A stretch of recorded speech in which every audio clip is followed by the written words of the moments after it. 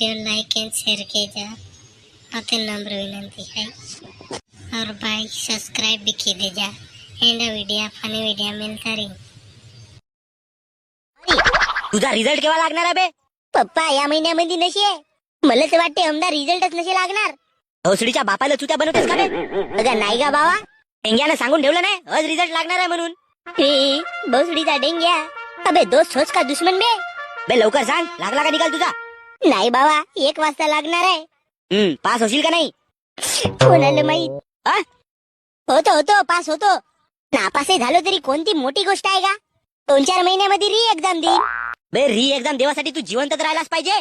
आता तू नापास झालास तर उद्या तुला जिवंत गाडीन जिवंत. बाबा गा, तू बाप होस का कोणता भैसासूर? गा नापास झालेले पोरं मोठे होऊन मोठे करोडपती बनतात आणि पास झालेल्या लोकांना नोकऱ्या का न देतात.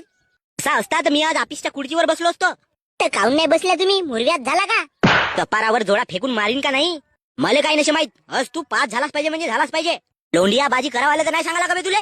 गा बाबा, मी ना पूर्ण सिद्धतनं पेपर लिहिलो होतो, पण आता तपासणारा कसा तपासते तो कोणाला माहित. नापास झालं तर माझी गलती नाही राहील, त्या तपासणाऱ्याची गलती राहील. तू टेन्शन नको घेऊ गण्या. ऑनलाईन एक मोठी सलाख बनवून ठेवला ना. आता तिले लोहाराकडे पाजरवाले दिला. नापास झालास तर तुझ्या ढुंगणात ते सलाख कुसक्या हो. बाबा अगं मारावाची पद्धत राहते. पाठीवर 2-3 बुक्या मारलास तर काही नाही. सलाख खूप असतो म्हणतेस तर कमी आग होईल का? आपल्या ढुंगणात कुचकून पावा ना.